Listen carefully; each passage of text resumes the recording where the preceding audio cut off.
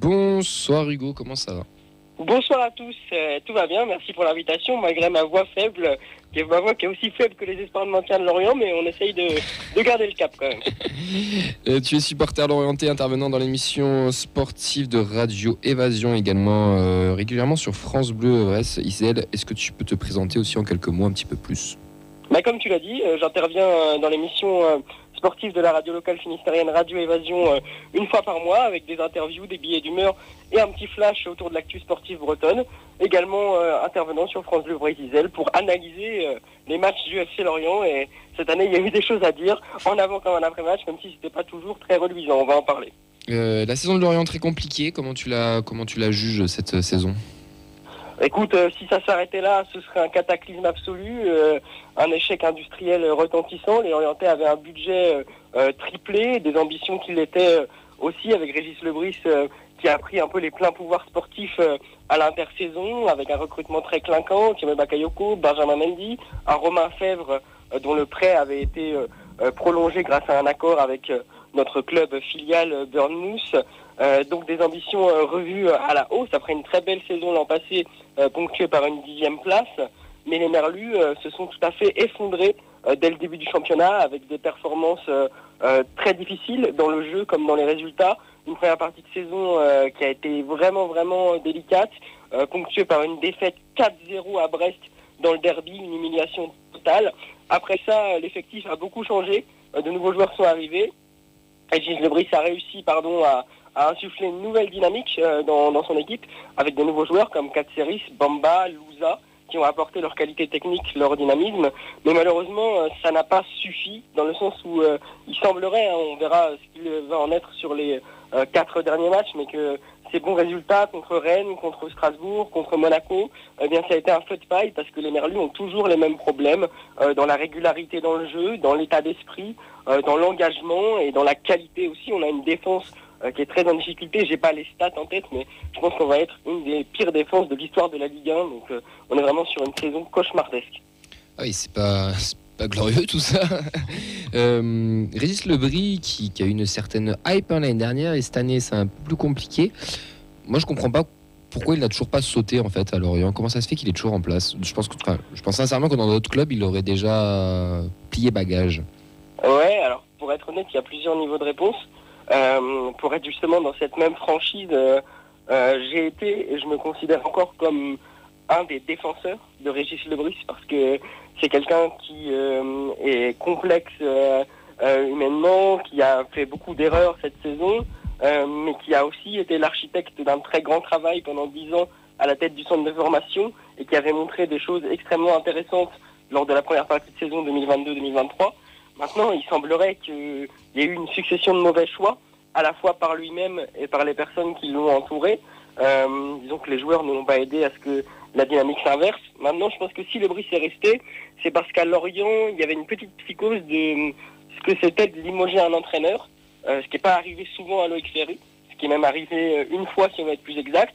C'était environ Sylvain Ripoll pour le remplacer par le catastrophique Bernard Casoni.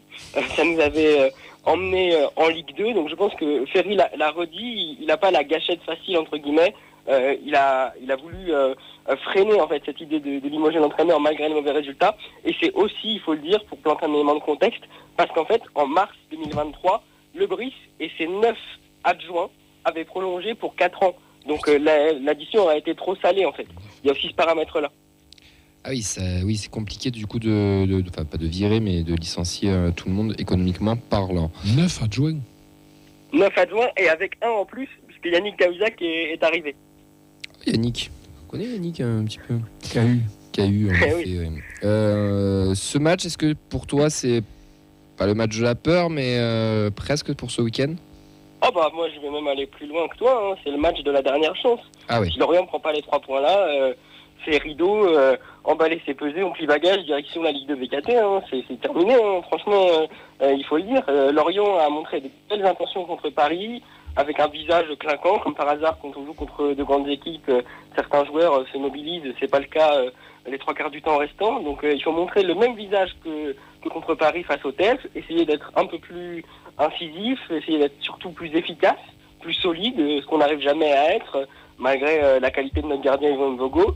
Mais si on met pas ces ingrédients-là, on va tout droit à la catastrophe. Et quand on voit la suite de notre calendrier, c'est-à-dire un double déplacement à Lens puis à Marseille, et enfin on va terminer avec cette réception de Clermont qui pourrait être un match coup près dans lequel on pourrait avoir le trouillomètre à 0, comme on dit, je suis très très inquiet parce que je me dis que honnêtement, c'est 3 points ou rien contre Toulouse et je me demande comment cette équipe va être capable de se transcender parce qu'on est quand même sur une série noire à la fois dans le jeu et dans les résultats. C'est très très pénible de regarder Lorient ces dernières semaines, encore plus que sur l'ensemble de la saison, je dirais.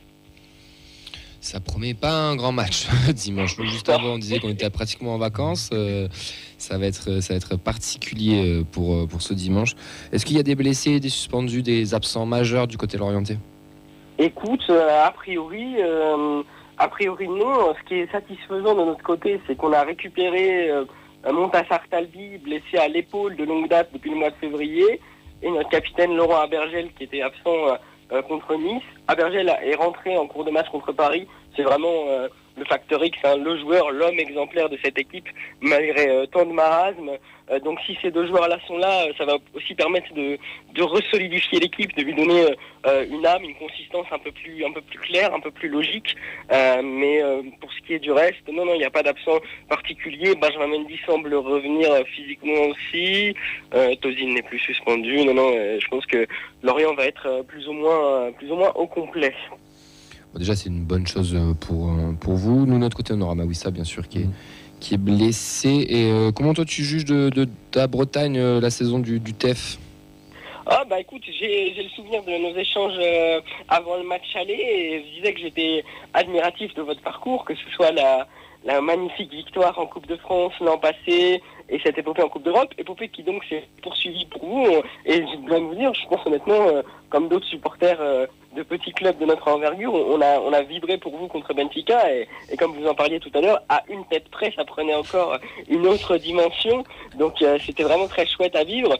Et puis je trouvais que c'était intéressant aussi de voir qu'à un moment donné, vous aviez été en vraie difficulté en fait à beaucoup de niveaux, mais que vous avez réussi à vous en sortir en ne paniquant pas, en étant un peu, j'avais l'impression de l'extérieur solide sur vos fondamentaux, sur le projet, finalement sur un groupe qui a semblé aussi être uni. Donc vraiment de l'extérieur, une belle saison pour le TF et avec une ferveur populaire qui est agréable à voir. En fait, on est sur un club qui revit depuis quelques années et ça fait plaisir. Tu as ravi les souvenirs douloureux de notre chroniqueur Sacha qui a quitté le plateau après avoir entendu la tête de Spearings pour la 3e fois de la soirée. Il est parti pleurer sur le banc des remplaçants. Tu parles de la fois où il met une tête à côté et quand le but était vide là ? Ouais, bien sûr. Loin de moi l'idée de remuer le couteau dans la plaie. Non, mais t'inquiète, on le fait chaque week-end, chaque semaine de toute manière. Chaque jour et même. Bon, messieurs, pour ce match, nous, ça va jouer leur vie. Il va falloir sortir des pronos. Nous, on va pas jouer notre vie, je pense. Elliot, quel est ton prono pour dimanche ? Ah ouais, c'est pas mal. Ouais, c'est pas mal en vrai. Non, en vrai. Et buteur de qui ? Non, nul, 1-1. Et pour le buteur côté toulousain, je vais mettre 50 € sur... Non, je déconne. Non, je vais mettre Dalinga tout simplement. Alors, comme j'ai l'impression que j'ai pas souvent le bon prono, j'espère que je vais encore me tromper. 1-0 pour Lorient. Donc moi, je n'ai pas envie de me déplacer pour rien. Donc je vais dire allez 2-0 pour nous. Moi, je rejoins Elliot, le 1-1. Il me va bien parce ça risque pas d'être un grand match, mais au moins ne pas perdre. Ouais, je vais dire victoire du TFC 2-1, sinon dimanche je me lève pas, donc je vais me motiver en avance. Hugo pour finir. 0-0, la bulle. Je nous vois incapable de gagner honnêtement. Ça donne tellement pas envie. Préparez des quiz pendant le match, des mots croisés, des sudoku. C'est ouf. Bon, en tout cas, merci beaucoup Hugo. Nous, on espère te retrouver l'année prochaine. Ça voudra dire que tu seras resté en Ligue 1. On espère quand même que Lorient va rester en Ligue 1. Sinon, vous pouvez prendre votre place, nous, ça nous arrangerait. Mais après, c'est totalement gratuit. Écoute, merci à vous, c'était un grand plaisir. Et puis on croise les doigts avec le peu d'espoir qui nous reste. Et j'espère, parce que moi j'ai le souvenir traumatique du match aller qui était absolument cataclysmique, un ennui terrible. Donc on espère que ce sera meilleur au niveau du jeu en tout cas. Ouais. Bon, en tout cas, passe une belle soirée, un bon week-end et un bon match pour dimanche. Ouais, merci, salut, à bientôt. Ciao, à bientôt. Ciao, Hugo. C'était Hugo, notre supporter l'orienté, messieurs. Même les autres, ils s'y mettent, quoi. Ouais. On se retrouve dimanche au Danube à partir de 14h. Le match est à 15h. Vous apportez votre écharpe. Elle est là, elle est belle. Vous ferez le sécanto avec nous. Il y aura le quiz. Il y aura plein de quiz. Justement, il y aura peut-être 2 des quiz, je pense. Un pour chaque mi-temps. Et des boissons à gagner, bien entendu. Venez, on partage tous un bon moment, tous ensemble. Et au moins, on souffrira ensemble.